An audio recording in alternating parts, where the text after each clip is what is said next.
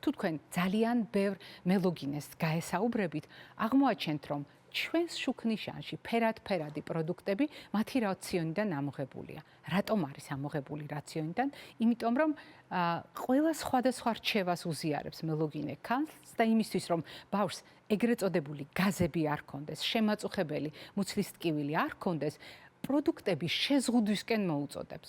უფრო მეტიც ძალიან ბევრი ქალბატონი, რომელიც ბუნებრივ კვებაზე ამყოფებს თავის შვილს, ანუ ლაქტაციის ფაზაში იმყოფება, ხშირად თავად არის შეზღუდულ კვებაზე. ეს სრულიად დაუსაბუთებელი მიდგომაა და სრულიად გაუმართლებელია.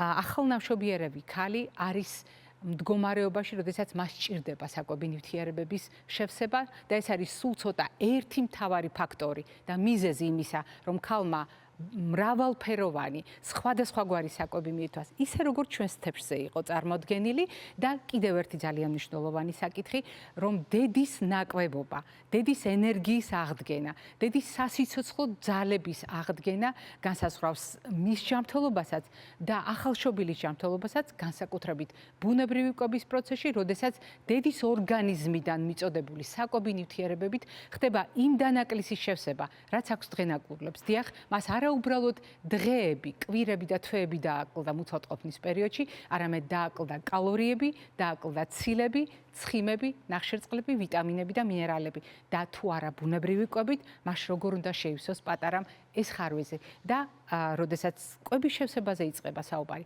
გაითვალისწინეთ პედიატრის რეკომენდაცია, რომელი საკვები ნივთიერების განსაკუთრებული დანაკლისი აქვს პატარას, იმისთვის რომ თქვენ ეს ყოველდღიურ ცხოვრებაში გაითვალისწინოთ და ძალიან ადვილად გადალახოთ დღენაკურლობის შედეგი.